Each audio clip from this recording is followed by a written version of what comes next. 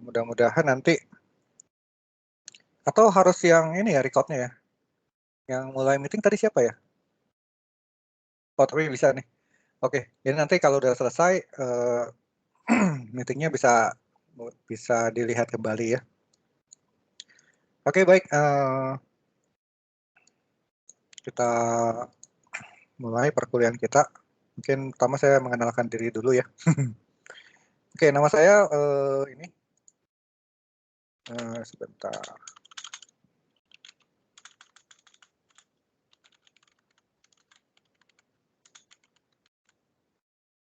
Saya akan share screen. Oke, apakah layar saya sudah kelihatan? Kelihatan, Pak. Oke, oke. Salam kenal, saya Wijayatmadja. Saya S1 dari lulusan Computer Engineering. Saya lulus tahun 95. Jadi udah cukup tua ya. Saya lulus dari UI tahun 2005. Jadi saya masuk UI tahun 98. Saya lulus 2005 ya, cukup lama ya. Saya waktu itu kerja sambil kuliah, jadi kesulitan dalam membagi waktu. Nah, nanti saya harap Anda nih tidak seperti saya. Anda diharapkan untuk bisa membagi waktu antara kuliah dengan bekerja. Rencananya setelah selesai PPTI ini kan Anda mau lanjut S1 bukan ya? Iya, Pak. Kalau nggak salah bisa ada sistem bisa masuk setahun di BINUS Online Learning ya untuk dapat S1-nya ya. Gitu ya. Nah, Iya, Pak. terus Anda ini lagi kerja sama BCA atau gimana? Atau belum ya? Belum mulai sih, Pak. Rencananya mau tetap di BCA atau mau ke tempat lain? Atau belum? Belum tahu.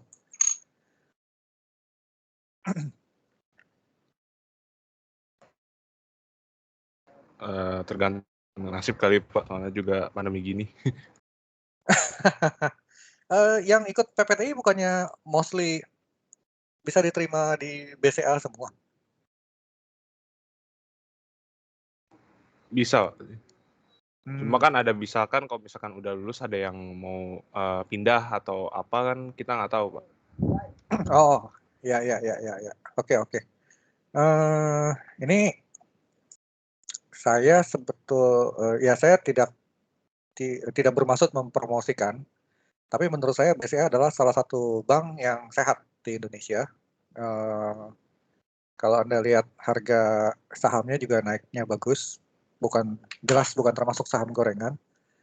Kemudian good corporate government-nya sudah jelas terlihat. Saya lihat mengikuti beberapa kali dari speech-nya Pak Arman. Beliau bagus, humble, walaupun kaya, tapi tidak gaya hidupnya saya suka gitu ya. Bagi saya kekayaan itu anugerah dari Tuhan, walaupun kita mesti mengusahakannya. Tapi apa yang kita punya mestinya tidak istilahnya ya, tidak dibuat foya-foya gitu ya. Saya bukan termasuk orang yang suka dengan beberapa sosok selebgram atau YouTuber yang memamerkan kemewahannya, anjing ke salon sekian juta, liburan ke Bali sekian puluh juta, di shoot sana sini gitu kan. Terus nanti ke pasar, terus ada yang ini itu. Nah, menurut saya sih kalau Anda punya someday ya, Anda punya kekayaan, sebaiknya tuh itu artinya kepercayaan yang Tuhan berikan kepada Anda dan mestinya dimanfaatkan dengan baik ya. Khususnya di pandemi ini kan. Saya lihat banyak yang menyumbang oksigen lah, bikin kegiatan untuk vaksin, itu jauh lebih bagus lah daripada kegiatan yang foya-foya seperti itu. Nah, saya ngelihat Pak Arman pribadinya seperti itu. Dia tidak suka foya-foya, kelihatan humble, walaupun dia punya kekayaan yang Anda tahu lah seberapa kayanya dia ya. Nah, saya sendiri saya itu S1 di BINUS tahun 91. Saya juga bukan termasuk orang yang punya uang. Jadi saya ketika lulus SMA, sebelum lulus SMA bahkan saya sudah tahu, waktu saya kelas 2 SMA, saya sudah tahu bahwa saya tidak bisa kuliah dengan uang orang tua. Karena orang tua saya tidak punya uang untuk mengkuliahi saya. Jadi sekalipun saya dapat beasiswa untuk sekolah, saya tidak punya uang untuk menghidupi hidup saya tanpa bekerja, gitu. Makanya saya bersyukur sama Tuhan, saya dapat peluang beasiswa di BINUS. Saat itu saya ambil beasiswa karir, artinya saya boleh bekerja di BINUS sambil kuliah. Nah, saya bekerja tuh dapat gaji. Dan jadi saya dapat dua-duanya ya. Saya boleh kuliah gratis, dan saya boleh bekerja untuk dapat uang gaji yang saya pakai untuk kehidupan sehari-hari, uang saku, segala macam. Dan setelah itu saya bekerja di BINUS, dan saya pikir saya akhirnya jadi betah di BINUS sampai sekarang ya. Saya lulus tahun 95, ya masa kontrak saya sih harusnya sudah habis ya ikatannya, tapi saya tetap betah di sana. Saya tetap mengajar di BINUS. Terus saya ambil S2 lagi di UI, kemudian ya di computer science ya. Saya senang elektronik mulai dari SMP. Saya mulai servis radio tape saat itu. Kemudian saya sempat bikinin amplifier buat buat guru saya SMP 3. Terus saya masuk SMA, saya kenal bahasa pemrograman. Saya belajar basic yang saat itu saya merasa tidak mengerti, dan saya kesulitan sekali untuk belajar bahasa pemrograman basic. Nggak mengerti-ngerti. Akhirnya sampai saya berpikir saya tidak bisa komputer, dan saya stressful dalam mempelajari programming komputer. Nah, saya nggak tahu apakah Anda ada yang merasa seperti itu nggak selama mempelajari bahasa pemrograman ini? Nggak apa-apa, jujur aja. Ya mungkin Anda nggak boleh menjawab dalam hati ya. Tapi saya ada dalam posisi seperti itu saat saya belajar bahasa pemrograman di SMA. Sampai di kelas 2 SMA saya belajar bahasa pemrograman Pascal, baru saya istilahnya ketemu jodohnya. Saya senang dengan Pascal, saya bisa mengerti bagaimana komputer programming bekerja, dan akhirnya saya menekuni banyak pemrograman Pascal ya. Sampai di kuliah saya tetap pernah bikin program untuk administrasi di lab menggunakan bahasa Pascal. Kemudian saya masalah tahun berapa gitu, saya punya server di kampus yang berisi program-program saya crash semua. Masalah tahun 93 kali ya, atau 94 gitu ya. Kemudian saat itu saya ada dua pilihan. Saya nulis ulang program saya dengan bahasa Pascal, atau saya belajar bahasa pemrograman yang baru, yang bagi saya baru, yaitu C++. Saya tahu saat itu C++ adalah bahasa pemrograman yang general purpose, yang saat itu saya rasa sangat powerful, karena saya punya teman yang dia coding pakai C untuk bikin komputer grafik, kayaknya cool, keren gitu ya. Dan akhirnya saya memutuskan saat itu saya coding ulang dengan menggunakan bahasa C++. Jadi saya rewrite, saya punya program untuk administrasi penjadwalan lab menggunakan C++, sehingga akhirnya setelah selesai membuat program itu, saya semakin mahir menggunakan bahasa C++. Dan sampai saat ini saya masih coding dengan menggunakan bahasa C++. Saya code untuk di microcontroller, di embedded system, embedded Linux, bahkan dan di komputer juga ya. Komputer tentunya saya menggunakan operating system di Linux. Saya code di C++, di Windows itu mungkin sudah cukup lama ya. Saya rasa 10 tahun terakhir saya sudah pindah platform untuk ke Linux. Jadi mostly program yang saya deliver ke customer itu target platformnya di Linux. Jadi bagi yang merasa kok Linux Pak, Linux itu susah. Linux itu programmers friendly. Jadi sangat friendly untuk bagi programmer. Tapi kalau Windows adalah user friendly. Saya kalau ngetik presentasi seperti sekarang ini tetap pakai Windows. Tapi kalau saya develop program, saya di Linux. Saya deliver program saya di Linux. Terus customer-nya gimana Pak? Dia susah dong untuk menggunakan programnya. Nah, kebetulan target platform saya tuh embedded system. Jadi yang user interface-nya itu bukan seperti desktop. Jadi user interface-nya itu ya mungkin sedikit layar, screen, atau bahkan device-device, display seperti itu. Jadi user nggak terlalu banyak interaksi. Atau program yang saya deliver bentuknya server. Jadi dia running sebagai service, begitu aja. Nah, saya punya senang memang di elektronik, saya senang di embedded system. Di sini bisa namanya microcontroller, bisa juga namanya single board computer. Nah, single board computer ini misalnya Raspberry Pi. Kalau microcontroller ini misalnya Arduino. Itu dua keyword yang rasanya sudah cukup terkenal ya. Mungkin 1 dekade terakhir ini, Arduino, Raspberry Pi. Nah, dua-dua itu adalah contoh dari embedded system. Mata kuliah yang akan kita pelajari ini ya. Embedded system yang terhubung dengan internet itu populer dengan istilah IoT atau Internet of Things. Karena ini merupakan bagian dari embedded system, nanti kita juga akan mempelajarinya. Saya akan memberikan beberapa contoh kasus alat yang saya buat dengan IoT ini.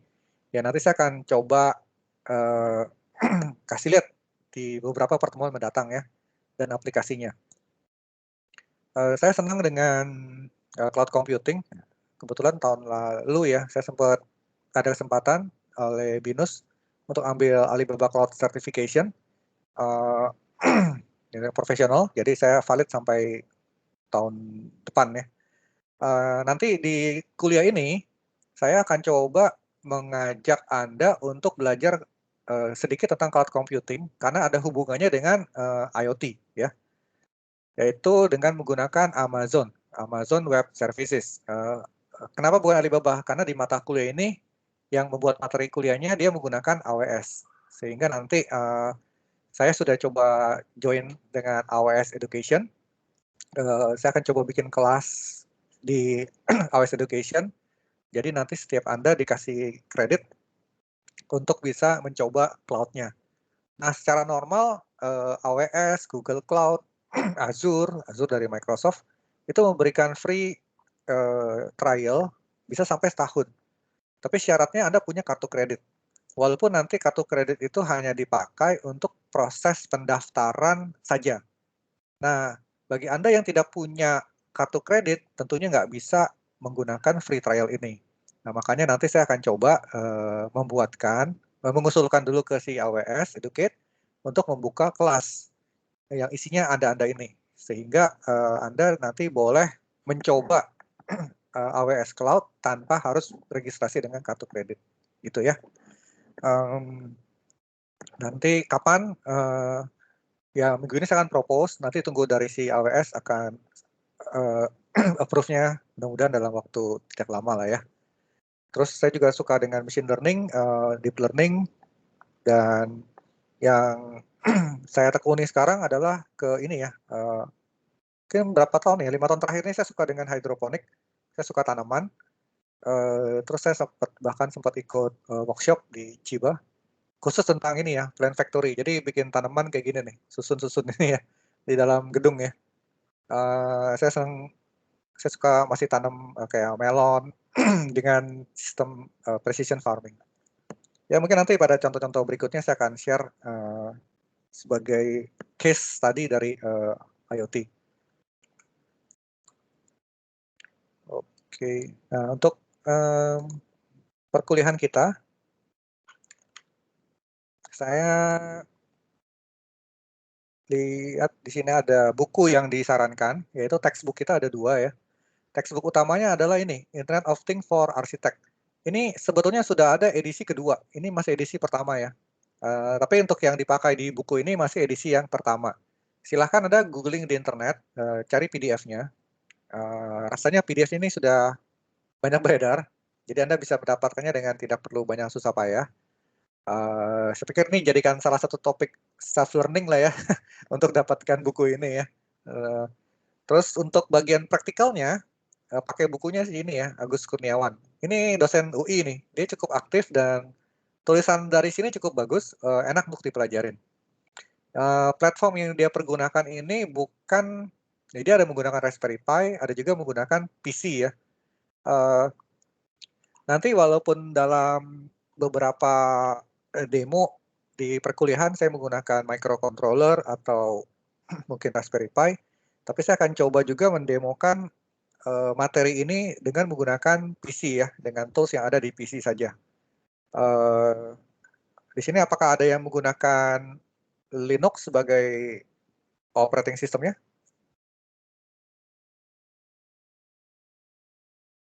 Oh ya, saya kalau lagi share screen begini, saya susah membaca chat. Jadi kalau mau menanggapi, silahkan bersuara aja ya, gitu. Karena chatnya nggak kelihatan kalau saya share screen begini. Apakah ada yang menggunakan Linux OS-nya?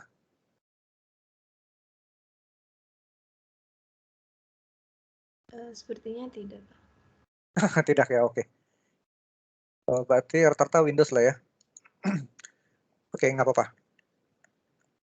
Ini mengenai buku kita, terus topik yang akan kita bahas hari ini adalah tentang ini IoT-nya, baik ekosistem, komponen maupun histori ya. Terus kalau lihat dari sesi pertemuan kita, ini setiap minggu kita mulai dari 19 Juli sampai dengan November ya, review. Nah, untuk tugas yang ada di sini, individual assignment ini nggak usah dibuat. Ini platform untuk BINUS online learning. Nah, kita tidak menggunakan ininya ya. Nanti untuk assignment kita akan set di Teams-nya aja. Assignment-nya paling-paling ya hasil dari self learning Anda, gitu aja ya. Oke, baik. Ada pertanyaan sampai di sini mengenai perkuliahan, textbook, dan tugas?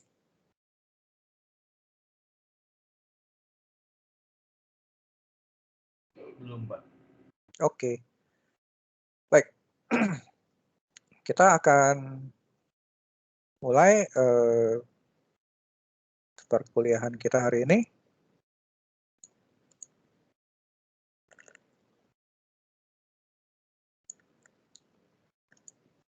Oke, kita mulai dengan introduction ini ya.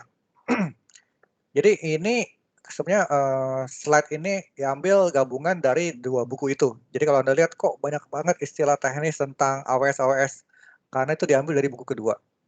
Kalau Anda merasa bingung, nah silahkan, bukan buku kedua aja ya, buku pertama juga dia ada bahas tentang si AWS-nya. Bukunya tuh seperti ini ya kira-kira. Jadi yang Peril ini, nah ini ada di PDF-nya. Bisa kelihatan nggak? Ini topik yang dibahas. Saya pikir buku ini cukup bagus ya. Yang kita bahas itu ini ya tentang story, ada arsitek, core komponen, core module, terus ada sensor, macam-macam ya. Jadi akan kelihatan di sini semua. Terus buku yang kedua adalah buku dari si Arif Kurniawan ini dia.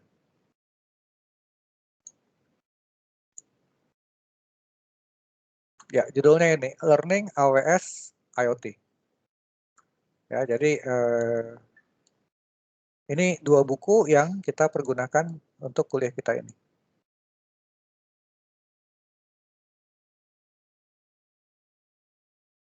Oke, ini ya. Ya, ini saya harap masing-masing punya ya. Nyarinya tinggal kreatif aja, ada googling aja, pasti ketemu lah. Siap nyarinya? Nanti minggu depan saya tanya ya, udah ada belum gitu ya. Oke. Jadi hal yang perlu Anda lakukan adalah untuk kuliah ini berlangsung dengan baik, membaca buku. Baca buku. Yang kedua dapat, Pak. Kemarin Yang sempat ini yang pertama. Maksudnya kan 2 buku, yang Internet of Things ada, tapi yang Learning AWS yang belum dapat. Oke, kalau nggak ada nanti saya share deh di Teams. Oke, makasih Pak. Oke, tunggu ya. Ini yang ini ya, oke saya post di files ya. Oke, jangan bilang siapa-siapa ya.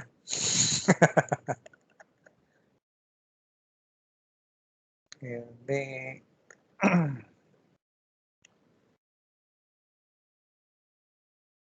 oke, ini lagi uploading. Yang udah dapat yang pertama nanti share ke teman-teman lain ya. Oke, coba cek di bagian Teams apakah sudah muncul di bagian files.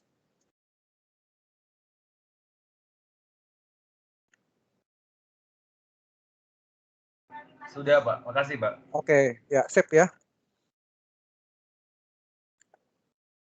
Baik, berarti masalah buku sudah nggak ada problem.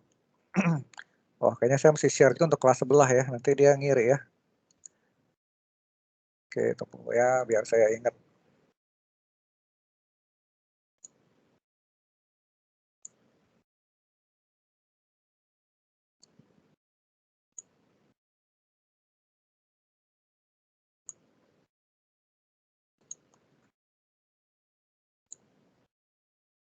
Baik. Nah, sebelum saya mulai kuliah ini, mungkin saya akan coba kasih pengantar sedikit dulu tentang IoT-nya. Karena kalau dilihat pengalaman tadi ngajar di kelas 1 lagi, di sini banyak sekali istilah-istilah yang spesifik dan kadang-kadang membingungkan gitu ya.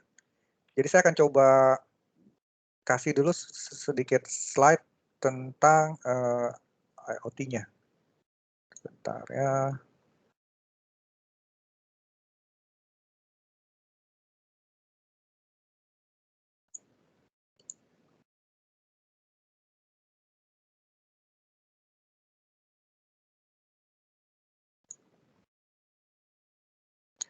Oke, saya akan kasih hal singkat tentang IoT.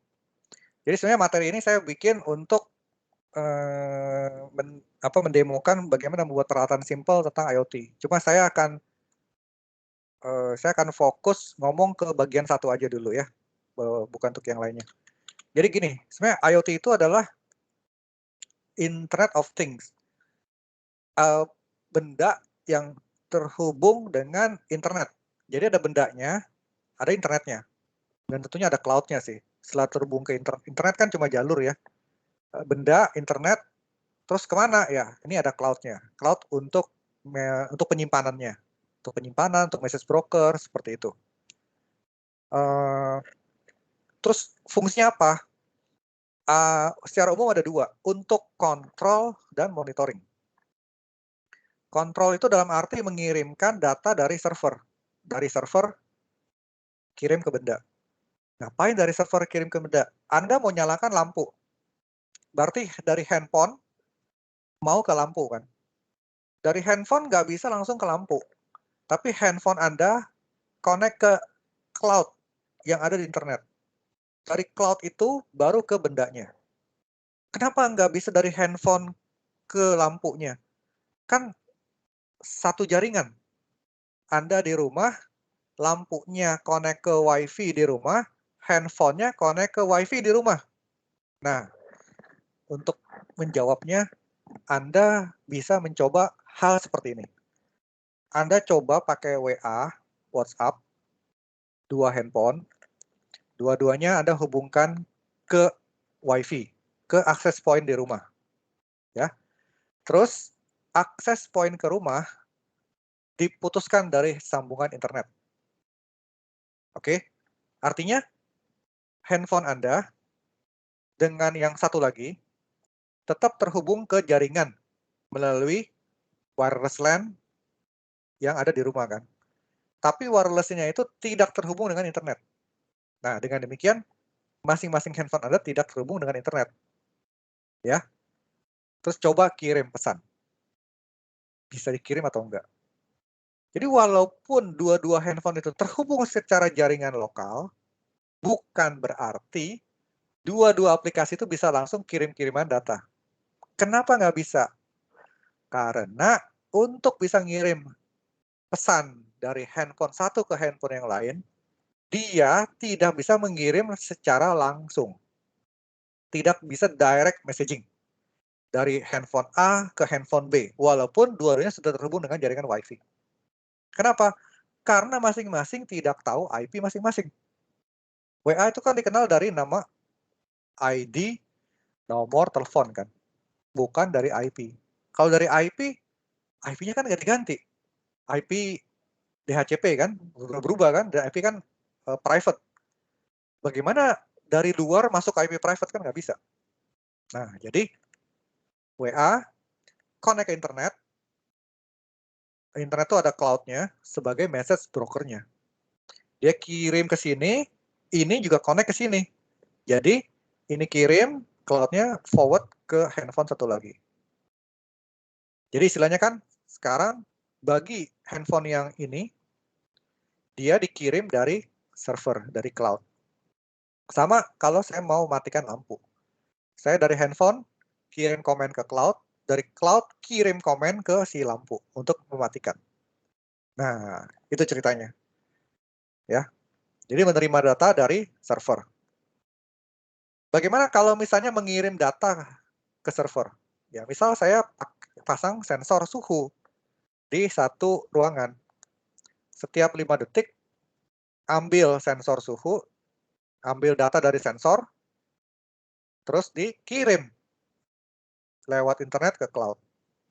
Di cloud berarti ada semacam database untuk menyimpan informasi suhu yang saya kirim. Nah, di database itu akan dicatat nih, jam berapa dan dari mana lokasi sensornya. Kalau kirim per 5 detik, berarti 1 jam ada 15 data. Ya kan? Kalau 1 hari, ya 15 dikali 24. 1 bulan, jadi banyak. Itu kalau 1 data. Kalau saya mau monitoring lebih dari 1 ruangan, misalnya ada 100 ruangan, ya tinggal dikali aja. Kan jadi banyak kan? Terus data sebanyak itu mau diapain? Ya, untuk bisa dianalisa lebih lanjut. Oh, ternyata suhu ruangan ini akan terasa nyaman bagi manusia kalau sekian sampai sekian. Oh, kalau orangnya sedikit, suhunya jadi dingin nih. Ya kalau gitu AC-nya diturunin aja, jangan terlalu tinggi fan-nya. Oh, kalau di luarnya hujan, ternyata suhu AC saya set 25 pun, tapi suhu ruangannya sudah nyaman nih. Nah, jadi proses-proses itu bisa kita lakukan untuk analisa lebih lanjut ya.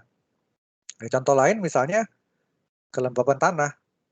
Kalau tanahnya sudah ambang kering, dia kirim data ke cloud akan men-forward data ke motor untuk menyiram. Jadi si motor akan bilang, oh siram.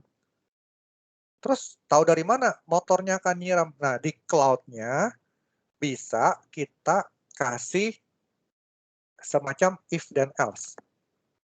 If sensor kelembaban datanya kurang dari sekian, dan suruh motor untuk nyala sekian menit. Nah, itu dia. Jadi nangkep ya, itu fungsi dari IoT secara umum lah. Nah, komponennya ini dia. Jaringan, piranti elektronik, dan cloud services. Internet macam-macam, bisa WiFi, bisa kartu SIM card, 3G, 4G, 5G, atau jaringan khusus IoT. Bisa LoRaWAN, bisa Sigfox. LoRaWAN ini rasanya sudah mulai digelar oleh Telkomsel. Bukan Telkomsel, Telkom ya. Nanti platformnya bisa Anda googling namanya Antares. Sedangkan Sigfox ini seperti operator seluler, tapi dia khusus untuk jaringan IoT. Jadi data yang dikirim di dua jaringan ini, jaringannya untuk bandwidth yang rendah. Nggak bisa kirim teks yang banyak. Sigfox itu kalau nggak salah sekali kirim satu frame mungkin cuma 20 byte. LoRa mungkin speednya juga kecil ya. mungkin 1 detik hanya ngirim beberapa puluh byte. Nah, karena yang dikirim datanya cuma berupa sensor, maka itu udah lebih dari cukup. Tidak bisa ngirim voice, apalagi image. Nah, kalau kita pakai jaringan 4G, ya Anda bisa ngirim video. 5G bisa real time, gitu kan? Tapi itu tidak diperlukan. Dan ini cost-nya jauh lebih murah dibanding jaringan ini. Nah, terus piranti elektroniknya macam-macam nih. Kita punya piranti elektronik ditanam sesuatu. Nah, itulah embedded system. Jadi komputer yang tertanam. Sama dengan mata kuliah ini ya. Dan tentunya punya kemampuan untuk akses jaringan internet. Nah, ini biasa kebutuhan dayanya tuh kecil, bisa bertahan sampai bertahun-tahun. Bisa ada yang 4 tahun. Kok bisa bertahun-tahun, Pak? Nah, caranya begini. Jangan dipikirin device-nya itu jalan terus-menerus. Enggak. Jadi device-nya itu, dia akan wake up. Wake up itu artinya dia bangun, terus ngambil data, kirim, dia tidur lagi. Nah, kenapa bisa bertahun-tahun? Karena dia mungkin hanya ngirim data 1 kali dalam 5 menit. Atau 1 data dalam 30 menit. Jadi dia lama, bisa bertahun-tahun. Ya secara logis, Anda bayangkan aja. 1 detik, kalau dia continue jalan terus-menerus, berarti kan 1 jam 3.600 detik kan. Katakanlah alat ini hanya bisa bertahan selama 1 jam. 3.600 detik ya. Tapi kalau Anda hanya menjalankan alat ini selama 1 jam, selama 1 menit sekali, dan sekali nyala hanya 1 detik, berarti kan alat Anda ini bisa bertahan hidup selama 3.600 menit. Iya kan? Kan awalnya tadi 1 jam, 3.600 detik, karena dia nyala terus-terusan. Sekarang saya ganti. Dia setiap menit baru hidup dan ngirim data selama 1 detik. Berarti 59 detiknya dia tidur. Nah, ketika dia tidur, istilahnya sleep, dia menggunakan daya yang sangat rendah, bahkan rendah-rendah sekali, sampai orde pico ya. Pico itu pangkat -12. Nah, sehingga yang tadinya cuma bertahan 1 jam, sekarang bisa bertahan 3.600 menit. Kira-kira logikanya begitulah. Nah, jadi itu yang bisa dipakai, jadi dia bisa tahan lama ya. Terus berikutnya cloud ya. Nah, itu kira-kira secara umum tentang IoT-nya. Ya kalau mau dibilang nih sekarang dia mendukung Industrial Revolution 4.0 ya. Terus prospeknya besar, jadi diprediksi tahun ini jumlah IoT device dengan non-IoT device akan sama nih. Tahun depan mulai geser, IoT device-nya akan lebih banyak yang beredar dibanding device non-IoT-nya. Non-IoT ini seperti komputer, laptop, handphone gitu ya. Tapi handphone kalau difungsikan sebagai Anda lari, pakai aplikasi untuk detect ya, traffic Anda lari segala macam, ya itu bisa jadi IoT juga. Nah ini prospeknya cukup besar. Nah ini yang kalau saya screenshot waktu itu di tahun 2019 ya. Anda bisa lihat nih, alat ini terjual sampai 3.400. Dan ini pre-order nih.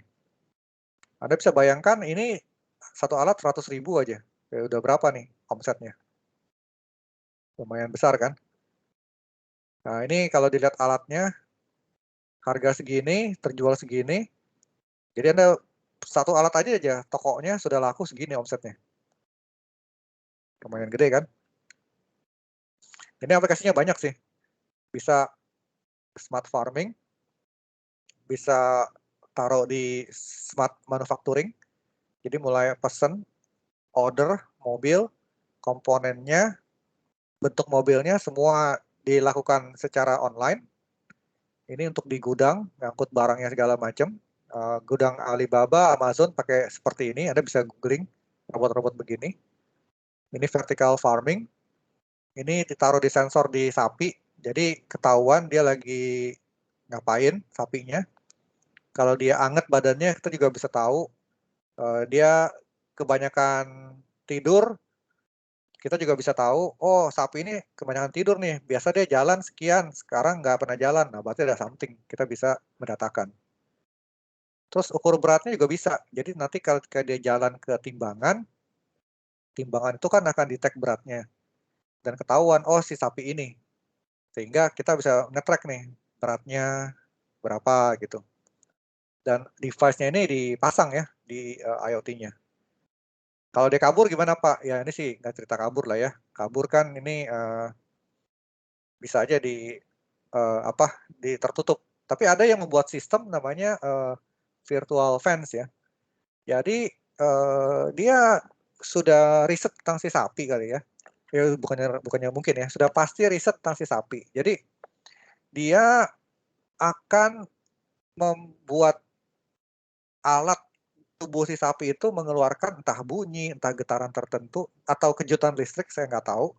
Sehingga kalau sapi itu melewati batas pagar virtual, alat ini akan memperingatkan si sapi supaya dia balik lagi ke tengah gitu.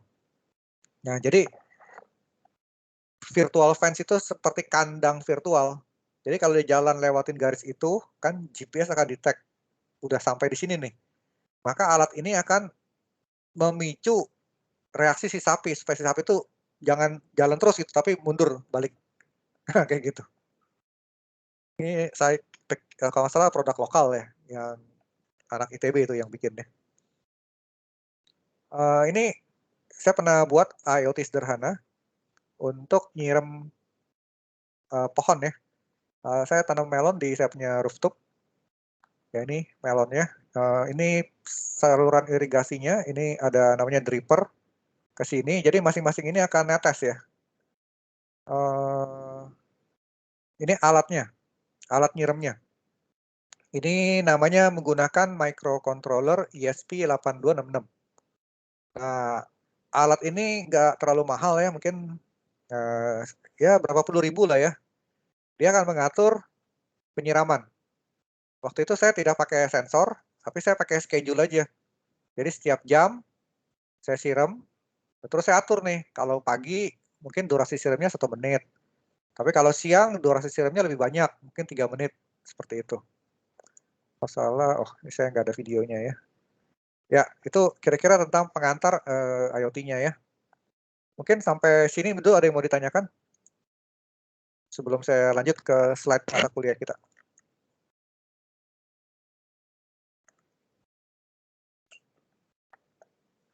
Oke, dari sini hubung ke WiFi, ini ada antenanya. Ini dari smartphone untuk mengontrol dianya. Karena ini kan nggak ada layar, nggak ada keyboard. Terus dari mana dia kita bisa mengendalikan ya? Dari handphone. User interface-nya ada di sini. Itu dia. Ya IoT device ya begitu. Dan hasilnya bagus kan nih tanamannya sampai panen. Ya ini belum panen sih. Ini dalam proses. Ya ini udah ada buahnya ya. Oke, any question sampai sini?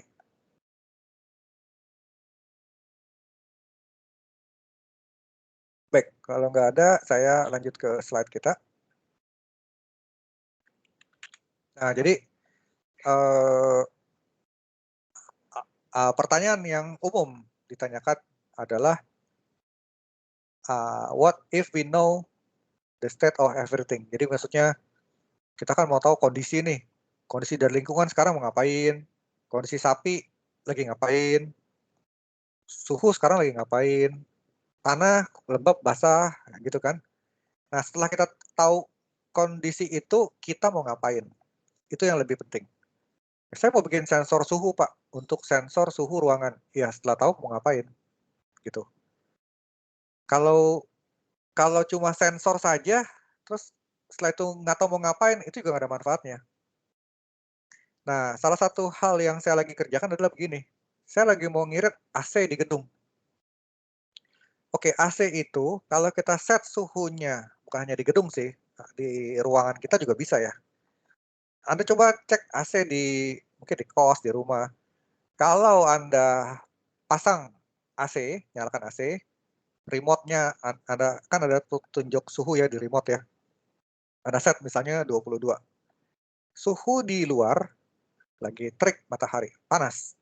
Oke, 22 derajat itu setelah Anda nyalakan AC selama 1 jam, Anda masuk rasanya biasa-biasa aja. Tapi beda cerita kalau di luar sedang hujan, sudah hujan cukup lama, terus Anda nyalakan AC 22 derajat, dan Anda lihat kondisi di ruangan itu, suhu dinginnya pasti akan lebih dingin dibanding ketika cuaca di luar sedang panas. Ya kan? Kenapa? Karena 22 derajat itu adalah suhu yang ada di unit AC-nya. Kok tahu, Pak? Ya pasti tahu. Sekarang dia mengukur suhu 22 itu dari mana? Kan sensornya tidak dipasang di tengah ruangan. Sensornya pasang pasti di dalam AC-nya kan. Jadi yang dia ukur 22 itu adalah suhu di dalam AC-nya. Nah, masalahnya manusia itu bukan merasa dingin di AC kan, tapi di ruangan. Nah, di ruangan itu suhunya bukan tergantung dari suhu AC saja, tapi suhu lingkungan. Kalau suhu lingkungannya panas, tembok kamar kita panas, walaupun AC 22, ya di ruangannya tetap panas. Tapi kalau di luarnya dingin, walaupun suhu 24, mungkin akan sama dinginnya dengan suhu AC 22. Nah, jadi saya taruh sensor di ruangan untuk apa? Untuk saya maintain. Saya akan maintain suhu di ruangan itu untuk ukuran nyaman manusia. Manusia kan suhu tubuhnya 36 derajat. 36 derajat itu artinya kalau suhu ruangan, nah sekarang ini suhu di kamar saya, di ruangan kerja saya, suhu di remote AC saya itu 22 derajat ya. Mungkin kalau Anda bisa lihat, 22 derajat di sini. Tapi suhu terbaca di sensor ini 25 derajat. Ya, suhu di luar mendung. Kenapa suhu di ruangan tidak 22? Itu kan suhu di AC 22-nya. Di ruangan ini 25. Tapi 25 ini buat saya sudah nyaman. Mungkin kalau di luarnya panas, sudah bukan 25 lagi. Walaupun AC-nya di set 22. Nah, jadi hipotesa saya adalah saya taruh sensor suhu di kamar, di ruangan, itu yang menentukan saya untuk mengendalikan AC. Kalau suhunya sudah 25, ya udah AC-nya diam-diam aja. Tapi kalau ternyata suhunya itu naik ke 27, berarti saya mesti turunin suhu AC. Dengan cara apa? Pakai alat IoT.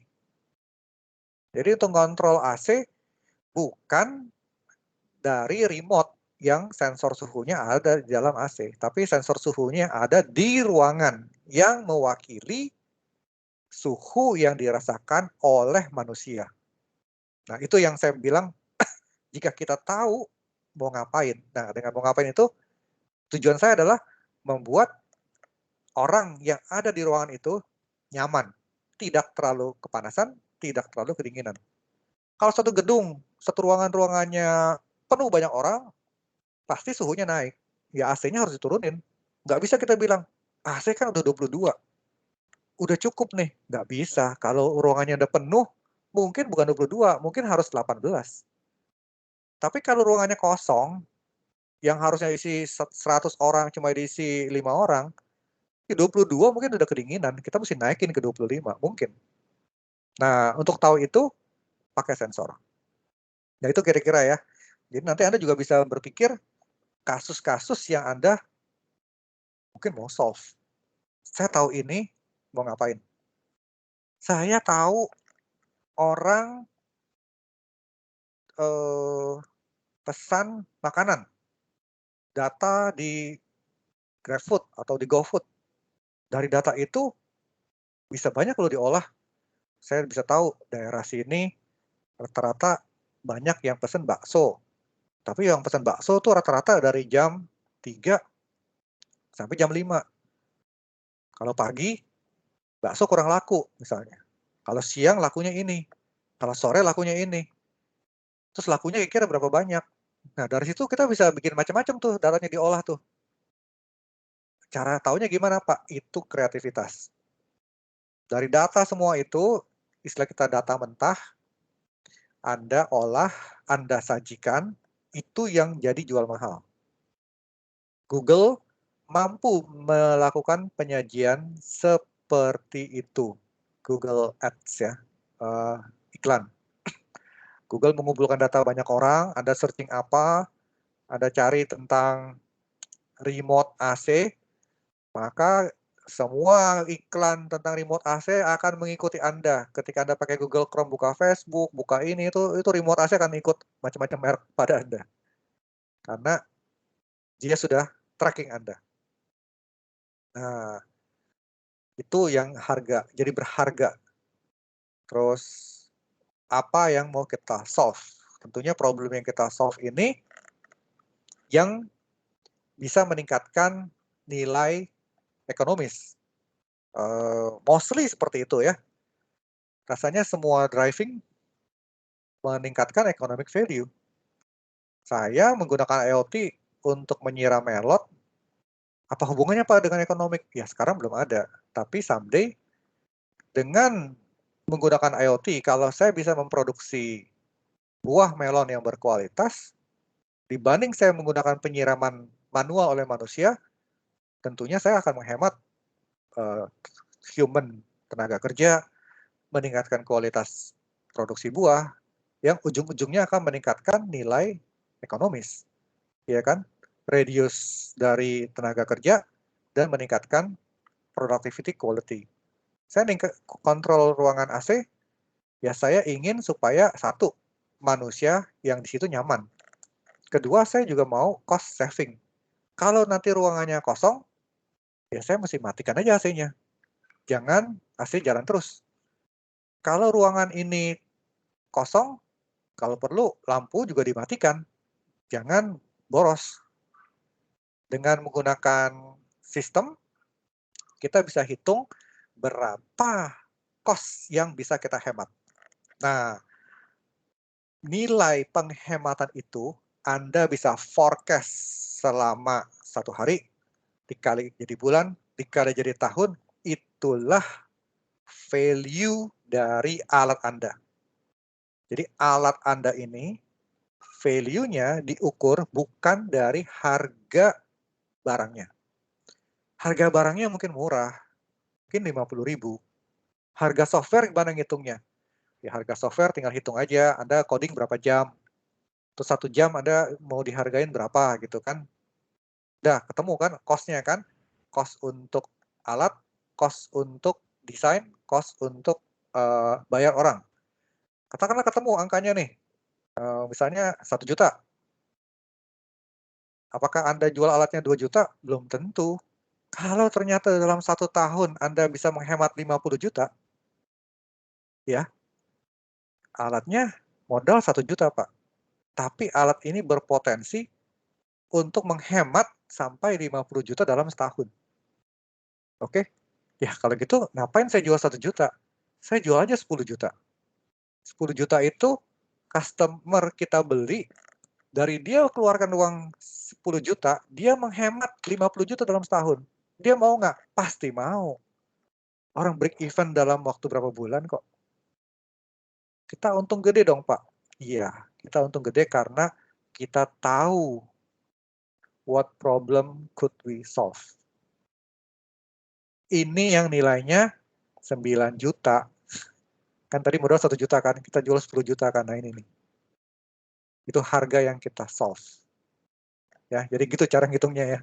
Semakin besar value yang bisa kita reduce, kita solve, itulah nilai barang, nilai solusi yang kita jual. Jadi bukan harga barang. Anda bisa tahu lah merek Apple handphone dengan Android. Anda bisa lihat secara spek apple to apple comparison prosesor, kamera, secara hardware device speknya itu sama. Tapi kenapa Apple jual harga mahal, jauh lebih mahal dibanding harga biasa? Ya, satu merek. Kedua memang softwarenya dibuat bagus. Dan harga software itu susah untuk dinilai. Iya kan? Nah, sekarang ada banyak device ya di rumah, di factory, di lapangan, di mobil, hospital. Yang di rumah yang tadi seperti saya tunjukkan lah ya, stop kontak IoT, terus lampu. Untuk factory bisa ada alat ditaruh di mesin. Alat itu tujuannya untuk mensensor suhu dan getaran.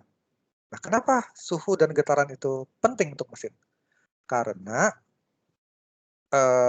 mesin yang bekerja normal, suhunya segitu-segitu aja. Kalau mesin itu bekerja tidak normal, maka mungkin suhunya naik, mungkin suaranya lebih berisik, mungkin getarannya lebih besar. Nah, dengan menggunakan IoT, terus datanya kita monitor, ketika terjadi anomali, maka sistem bisa mengeluarkan alert ke human. Human cek alertnya langsung cek ke mesinnya ya. Itu dia. Jadi tujuannya bukan rusak baru di service, tapi tujuannya sekarang preventive maintenance. Atau kalau perlu sebelum rusak kita sudah siap-siap dulu. Itu yang lebih baik ya. Jadi secara umum missionnya adalah yang tadi ya saya bilang connect device, to collect atau to store. Setelah di store diapain? Tentunya untuk dianalisa. Kalau cuma disimpan, ya nggak ada manfaatnya ya, nggak ada value-nya. Ada pertanyaan sampai sini?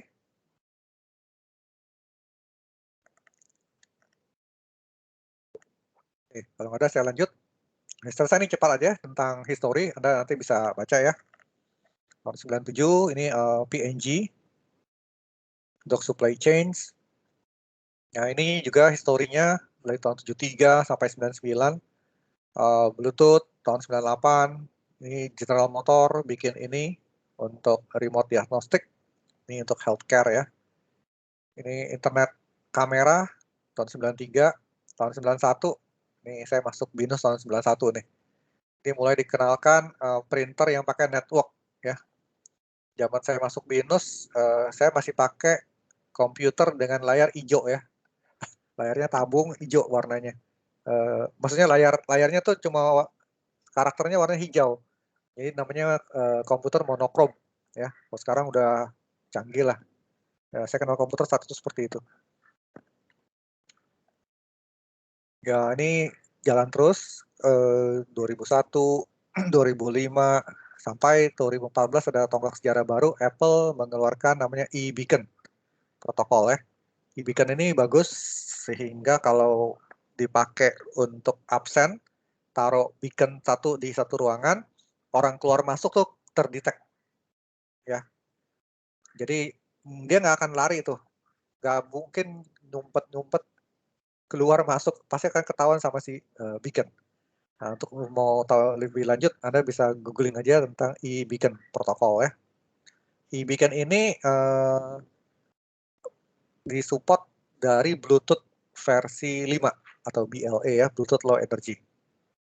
Nah, di tahun 2008 juga ini penting ada IoT Alliance karena ini banyak sekali device, maka diperlukan suatu standar ya untuk IoT communication. Ya, ini juga yang tadi lihat lampu LED, connected segala macam. Nah, ini dimulai tahun 2010. Kalau produknya kita bisa lihat tahun lalu itu seakan-akan 10 tahun ya. Butuh waktu 10 tahun dari mulai konsep sampai produk jadi bisa dijual di Tokopedia gitu ya. Nah, itulah research ya. Perjalanan cukup panjang mulai dari research sampai ke namanya mass production. Ya, jadi mungkin saat itu harga mahal banget nih. Ya, tapi sekarang harga sudah terjangkau. Kalau dari trennya, ya ini naik terus dan makin lama makin cepat. Untuk device-nya juga makin banyak ya. Ini kalau dilihat dari jumlah populasi manusia, jumlah yang connecting device-nya makin banyak. Jadi jauh melebihi populasi manusia ya. World population tuh growth-nya segini, sedangkan IoT ini 20%, jadi makanya cepet ya.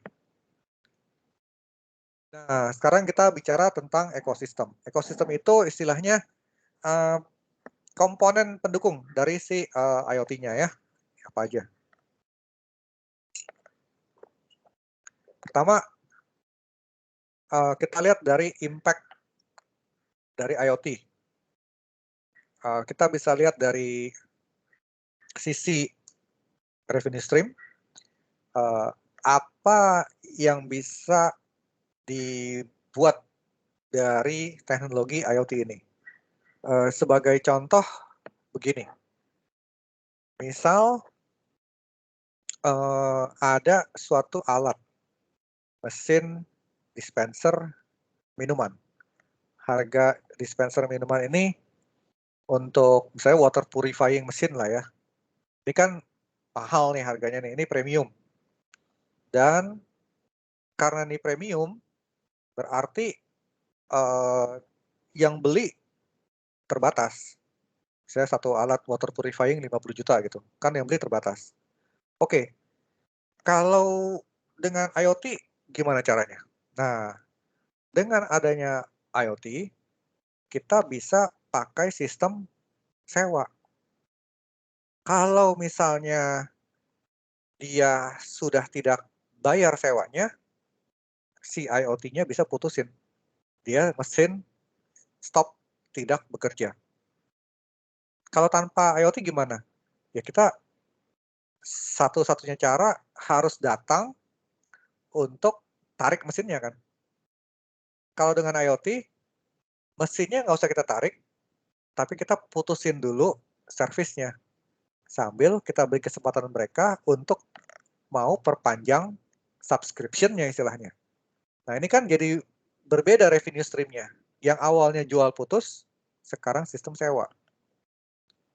Nah contoh lain lagi, misalnya untuk mengurangi resiko mobil kecurian.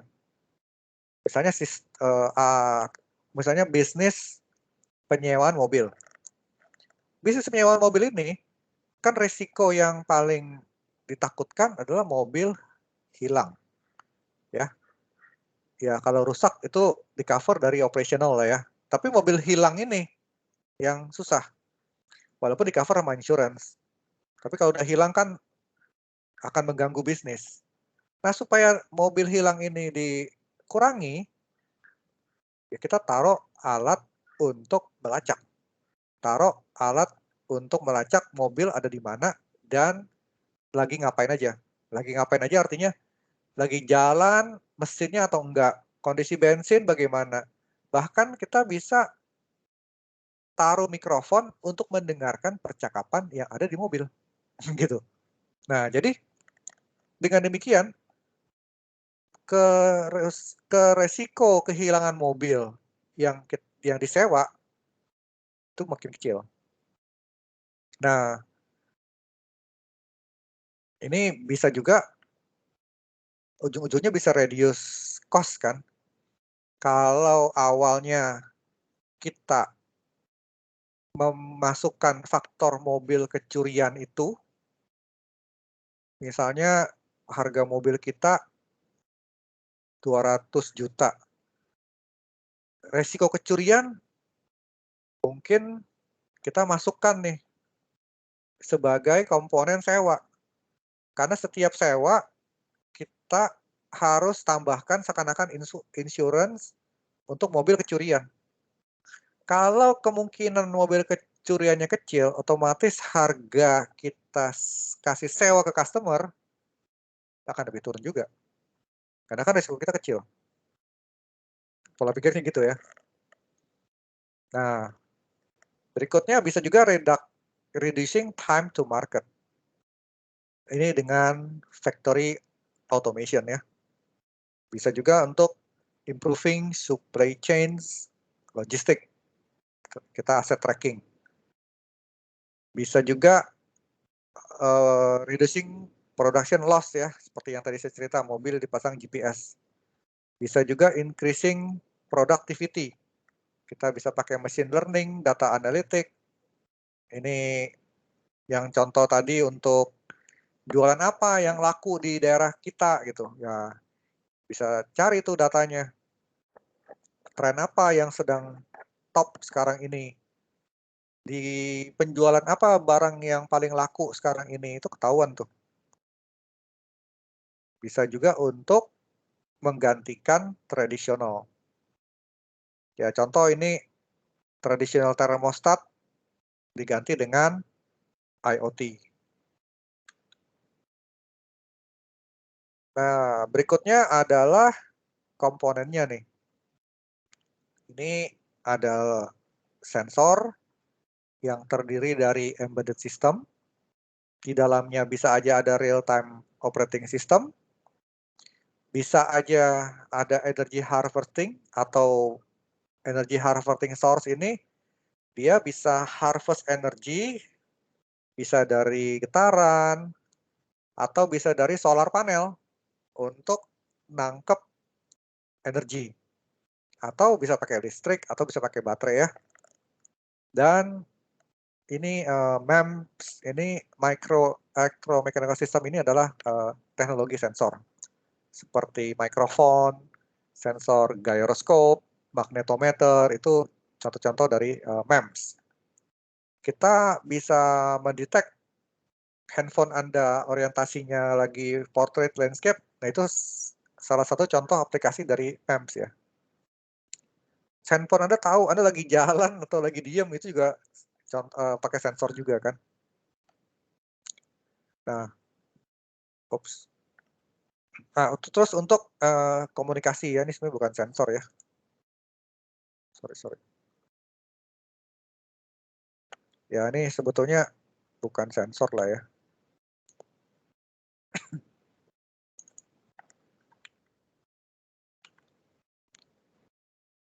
Ya, ini nanti Anda edit lah.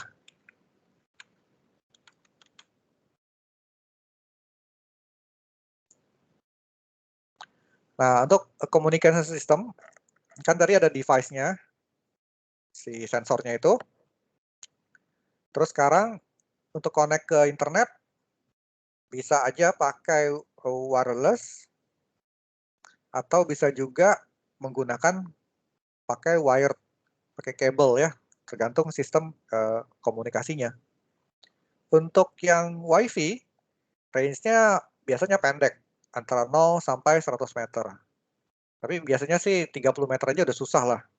Apalagi kalau banyak tembok, gini-gini, ya mungkin lebih sempit lagi ya. Kita kalau di rumah aja, beda berapa tembok, mungkin walaupun jaraknya cuma 20 meter udah susah tuh. Nah ini 0 sampai 100 meter ini secara teoritis. Kalau antenanya baik, mungkin nggak banyak halangan, nggak banyak beton. Nah ini Bluetooth juga di range ini, termasuk dengan wireless personal area network ya. Seperti Bluetooth nih ya. Kemudian local area network ini bisa pakai WiFi. Ya, speednya biasa lebih cepat ya. Kemudian komponen berikutnya adalah agregator atau router atau gateway. Agregator ini adalah suatu device, dia bentuknya seperti komputer yang punya prosesor, punya memori, punya hard disk. Ya, di dalamnya juga ada operating system kalau gitu. Kemudian di dalamnya itu ada peralatan untuk komunikasi. Bisa aja dari cellular atau dari wireless radio. Nah, fungsinya ini adalah untuk menjembatani dua protokol. Ya, maksudnya begini. Contoh aja ya, kita pakai jam tangan. Misalnya Samsung Watch lah. Jam tangan ini bisa deteksi denyut nadi yang dipakai kan. Terus saya mau record nih selama saya lagi beraktivitas olahraga. Recordnya di mana? Pakai aplikasi di handphone kan. Nah, saya install aplikasi di handphone, terus handphone ini komunikasi dengan jam pakai Bluetooth. Setelah saya beraktivitas olahraga, aplikasi di handphone saya mencatat olahraga saya, rutenya, dan selama olahraga itu denyut jantung saya terrecord di handphone. Setelah itu datanya bisa disimpan di cloud. Nah, si jam tangan itu bisa kita anggap sebagai sensor. Handphone ini bisa dianggap sebagai gateway. Kenapa? Si jam tangan komunikasi dengan handphone via Bluetooth. Sedangkan handphone ke internet pakai 4G. Jadi sebetulnya si handphone ini kan, si jam tangan ini kan mau ngirim data ke cloud. Tapi dia nggak sanggup karena pakai Bluetooth. Jadi dia komunikasi lewat handphone pakai aplikasi, kirim data ke cloud. Itulah gateway. Jadi contoh gateway lain, ya kita punya sensor, Bluetooth semua, terus kita pakai satu gateway, ada Bluetooth-nya, ada Wi-Fi-nya. Jadi semua sensor connect ke gateway kita via Bluetooth, dari dia connect ke internet pakai Wi-Fi atau pakai jaringan. Contoh lain, ada protokol wireless yang low power, namanya misalnya LoRa. LoRa itu bisa jauh, sampai 10 km. Nah, tapi LoRa nggak bisa langsung ke internet. Jadi dari device-device LoRa ini ke LoRa Gateway, dari LoRa Gateway baru ke internet. Nah, itu jadi fungsi dari si gateway. Jadi gateway itu menjembatani dua protokol yang berbeda gitu ya. Ya atau juga bisa sebagai router juga. Mana yang di forward, mana yang diteruskan, mana yang tidak. Kalau agregator, ya mungkin data yang dikirimkan diolah dulu di dalam device itu. Setelah diolah, baru difilter, baru dikirimkan ke cloud. Gitu. Apa tujuannya? Ya supaya kita data-data yang berantakan, yang sampah-sampah, kita filter, kita buang. Yang kita masukkan ke cloud sudah data yang bersih. Sehingga cloud-nya juga sudah tidak terlalu boros. Ya.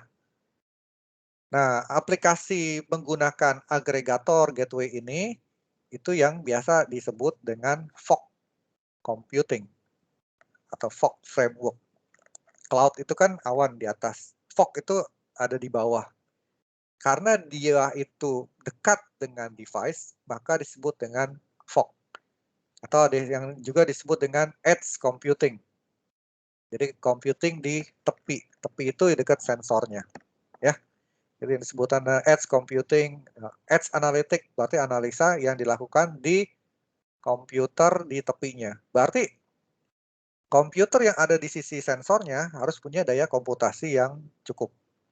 Nah, komputer yang punya komputasi cukup ini, embedded system yang punya komputasi yang cukup untuk melakukan analitik, biasanya itu berupa single board computer, seperti kelas Raspberry Pi. Kalau microcontroller, biasanya tuh nggak sanggup, karena microcontroller, RAM, storage, dan prosesor itu limited. Ya. Sebagai contoh, Arduino itu RAM-nya 1 kilobyte. RAM itu ekuivalen dengan DRAM lah ya. Sedangkan storage untuk menyimpan program, flash-nya, ada yang versi 16 kilobyte, ada yang versi 32 kilobyte. Jauh dibanding hard disk 1 giga. Oh, hard disk 1 giga aja kecil ya. Hard disk 1 tera ya. Sedangkan microcontroller tuh 16 kilobyte. Nah, itu Anda bisa bayangkan ya. Bedanya di situ.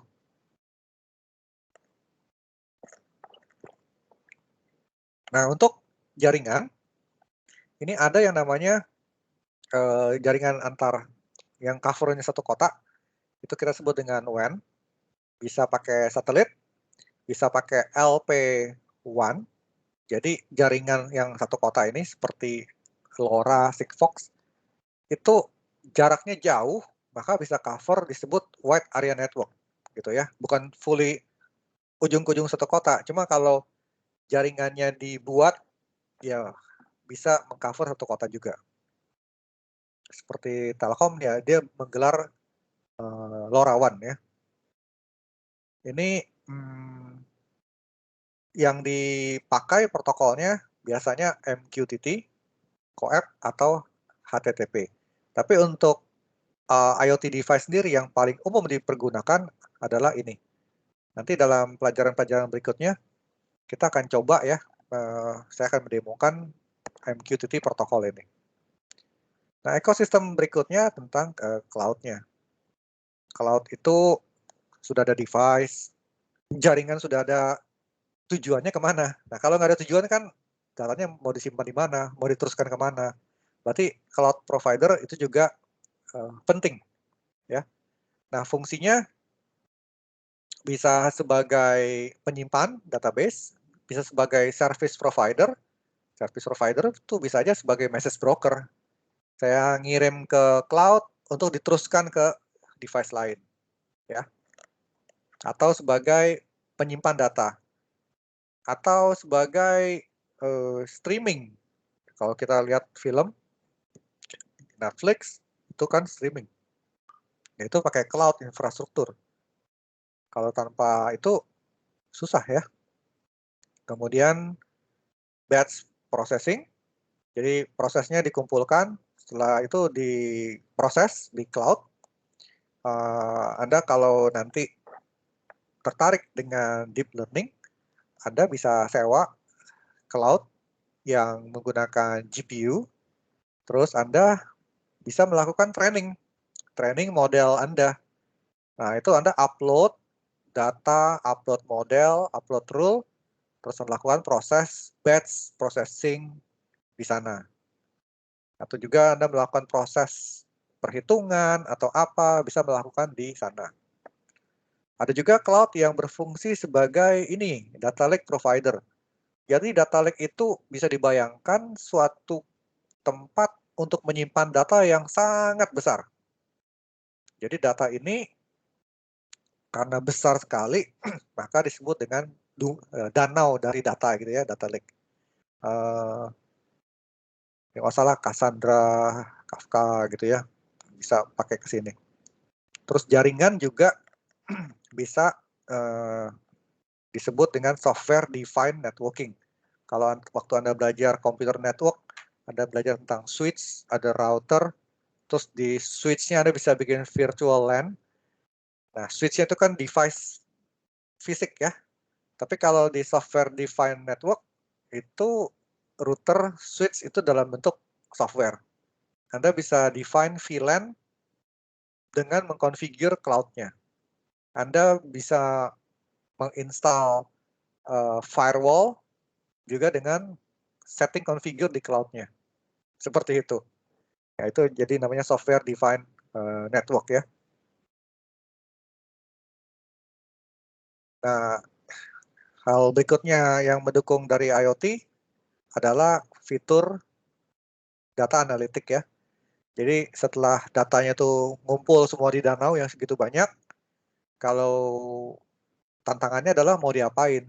Nah, dengan data segitu banyak, maka perlu data analitik. Nah, tanpa proses data analitik yang tepat sasaran, dan itu data itu sia-sia dan tidak banyak bermanfaat. Mungkin nanti satu saat Anda masuk ke bagian perbankan, di situ banyak sekali data-data yang besar ya. Nah, tinggal Anda coba menggali dari data itu bisa dimanfaatkan menjadi apa. Itulah yang harganya mahal ya. Orang bisa lihat semua data, tapi tidak banyak orang yang bisa mengekstrak value dari data itu. Contohnya gampang gini lah, sampah. Orang lihat sampah ini apa sih? tapi ada orang-orang yang bisa melihat value yang besar dari sampah itu. Gitu. Nah, yang nggak kalah penting berikutnya adalah security. Security ini hal yang penting dewasa ini, mengingat semua sudah terhubung dengan internet. Dengan Anda punya mesin bisa dikontrol lewat internet, lewat handphone, berarti ada potensi mesin Anda dikontrol oleh hacker, dibajak oleh hacker. Dengan informasi rumah Anda, suhu, ada kamera yang dipasang di rumah, Anda bisa lihat di handphone Anda, berarti ada potensi juga kamera di rumah Anda bisa dihack oleh orang lain. Lampu di rumah Anda bisa dihack oleh orang lain untuk dimatikan, dinyalakan. Nah, bayangkan kalau mobil. Mobil ini sekarang masih tanda tanya nih. Bagaimana, apakah mobil itu bisa ngasih, kalau dia rusak dia ngirim data sendiri ke bengkel gitu. Bisa. Yang jadi masalah, bagaimana menjamin keamanan si mobil. Jangan sampai nanti informasinya disalahpergunakan. Bisa nggak mobil itu kalau dicuri, terus otomatis dia bisa di-shutdown dari manufaktur? Bisa. Yang menjadi masalah, bagaimana menjamin bahwa proses shutdown itu dilakukan oleh orang yang berwenang, bukan oleh hacker. Karena mendadak bisa aja orang lagi mengendarai mobil, mendadak oleh hacker di-shutdown. Berhenti mendadak, itu bisa terjadi tabrakan. Jadi seperti yang ada di film-film itu sebetulnya bukan cerita halusinasi, tapi itu menceritakan potensi kemungkinan yang terjadi kalau terjadi hacking. Jadi dia bisa melihat di mana-mana ya. Kayak sekarang kan security kamera sudah banyak beredar di jalan raya. Nah itu kalau tanpa dilakukan proses security yang tepat, informasi yang foto kamera jalan raya, license plate, itu bisa diambil dan disalahgunakan. Nah, untuk itu bidang information security, computer security juga sangat penting. Mungkin kalau Anda tertarik, Anda bisa menekuni bidang ini lebih lanjut ya.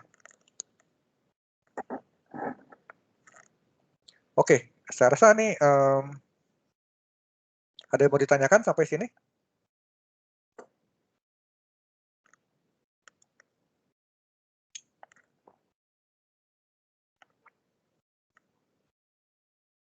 Belum, Pak. Nah, kalau dilihat dari koneksinya, ini kita ngelihat dari khusus ke IoT AWS ya. Jadi ada bot yang bisa fully support network. Alat yang tadi saya kasih lihat di sini, ESP8266 ini sudah ada antena. Jadi walaupun dia kecil, jenis microcontroller, tapi dia sudah termasuk kategori yang full supported network. Jadi dia bisa connect langsung ke sini. Ya. Jadi dari device tadi saya connect ke AWS itu sudah bisa jalan. Tapi kalau untuk bot yang limited supported network, misal Bluetooth, nggak bisa ke sini. Bluetooth harus lewat gateway baru bisa ke sini. Atau bot yang tidak punya jaringan. Berarti dia harus masuk ke device, baru device ini baru ke sini. Atau device ini lewat gateway dulu. Ya, ini secara konsepnya ya. Nah, detail dari AWS teknologi stack di IoT, ya kalau dilihat dari lengkapnya begini. Ya, ini memang istilah-istilah yang mungkin membingungkan ya. Tapi kalau nanti Anda lihat di cloud-cloud yang lain, ini sebetulnya mirip-mirip. Apa yang ada di Amazon, DynamoDB, oh di tempat lain namanya ini. Kinesis, oh di tempat ini namanya ini. Jadi fitur-fiturnya kira-kira mirip-mirip lah, cuma namanya aja beda-beda. Nah, untuk IoT-nya adalah yang bagian hijau ini. Untuk dari device, untuk mengakses ini lewat jaringan yang ini dulu nih. Nah, message broker ini fungsinya tadi itu untuk berkomunikasi dari satu IoT ke IoT yang lain itu lewat message broker ya. dari message broker ini sebelum dia message-nya diterima di sini harus divalidasi dulu. Identitasnya terdaftar nggak, security-nya valid atau enggak, autentikasinya oke atau enggak. Kalau tidak oke, berarti dia ditolak, jangan diperbolehkan masuk ke dalam sistem. Nah, itu penting. Nah, untuk tahu device ini adanya apa aja yang terdaftar, itu namanya device registry. Ya, device registry, device thing shadow, ini fitur apa aja yang ada di sini. Itu menjadi seperti database autentikasi untuk memverifikasi apakah device ini valid atau tidak, terdaftar atau tidak di sini. Mirip dengan handphone. Kalau kartu Anda belum diaktifasi, kan Anda nggak bisa terhubung dengan jaringan, walaupun ada sinyal. Ada sinyal connect ke sini, tapi tidak terregistrasi, nggak bisa connect. Kalau sudah terregistrasi, sinyalnya ada, baru connect. Nah, itu bayangannya ya. Jadi, yang ada di handphone itu sama proses konsepnya di IoT juga. Nah, ini yang Anda kendalikan dan di-provide oleh cloud provider. Dalam hal ini si AWS-nya. Terus ada rules-nya, mau diapain. Seperti tadi, kalau suhu lewat dari sekian derajat, mau ngapain? Nah, itu kan if dan else. Kita bisa kasih rule-nya di sini. Oh, rules-nya kalau suhu yang ini simpen di sini. Oh, kalau suhu yang ini proses di sini. Nah, itu tergantung rules-nya mau ngapain. Ini seakan-akan ada satu algoritma rules ya. Ya, kalau di mail kan ada mail filter. Nah, itu kira-kira begitulah di sini ada.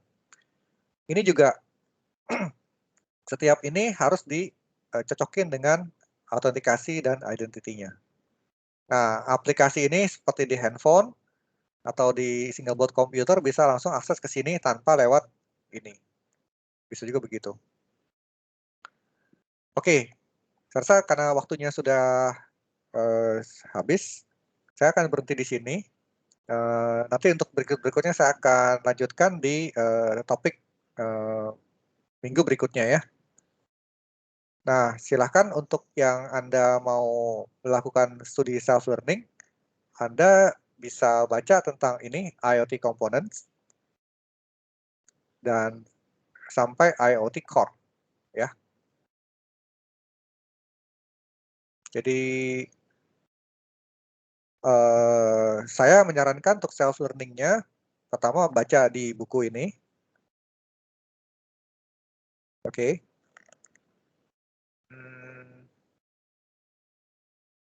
Yang tadi diceritakan di slide, itu mostly ada di sini. Oke, 1 sampai 5. Nah, jadi sebagai bahan menurut saya silakan Anda baca antara chapter 1 dan khususnya di chapter 2. Gitu ya. Untuk hasil self-learning-nya, Anda bisa kirim di ini aja, Teams. Teams-nya di sini aja nih.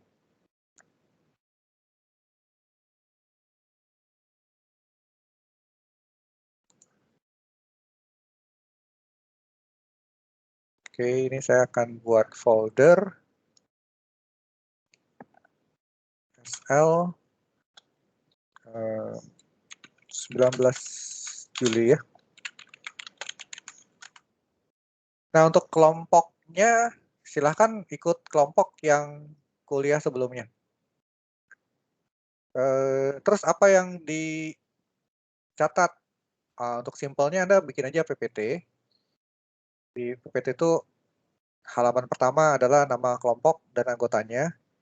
Kemudian halaman berikutnya berisi poin-poin hasil self-learning Anda. Nah, itu aja sih. Terus upload ke sini. Oke, sampai sini ada pertanyaan? Pak, Bahan self-learning-nya khususnya chapter 2.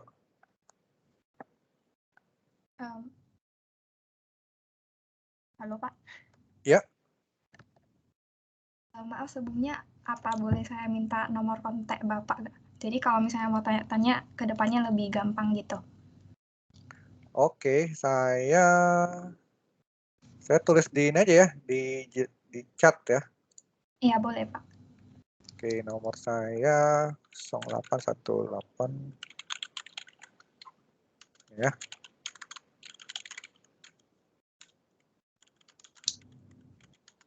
Oke. Baik Pak, terima kasih. Terus ini untuk SL-nya deadline-nya kapan ya Pak? 1 minggu aja. Oke, makasih Pak. Oke, ada lagi? Pak, mau Ya. mengingatkan untuk absen ya Pak? Oh, absennya saya lupa ya. Gimana caranya ya? Maksudnya saya absen Anda satu-satu ya? Itu bebas sih, Pak. Oke, kalau gitu saya screen capture dulu aja nih.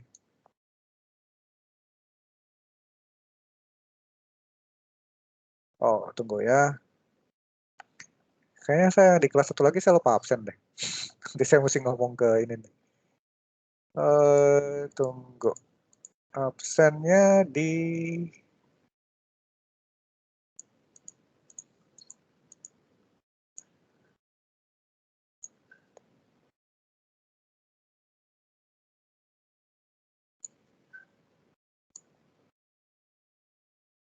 ini ada 32 orang ya. Oke. Ini saya screen capture aja deh.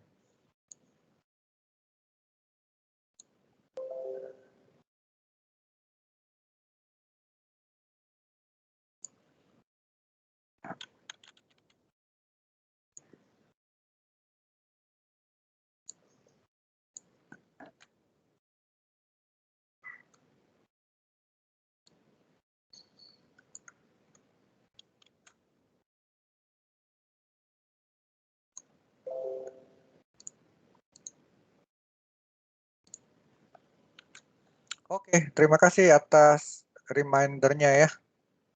Kayaknya udah semua nih, saya udah capture. 33 orang terakhir sampai ini, Michelle. Ya. Oke. Thank you. Sampai ketemu lagi. Apa mau tanya, Pak? Oh ya. Untuk yang di tugas itu hanya yang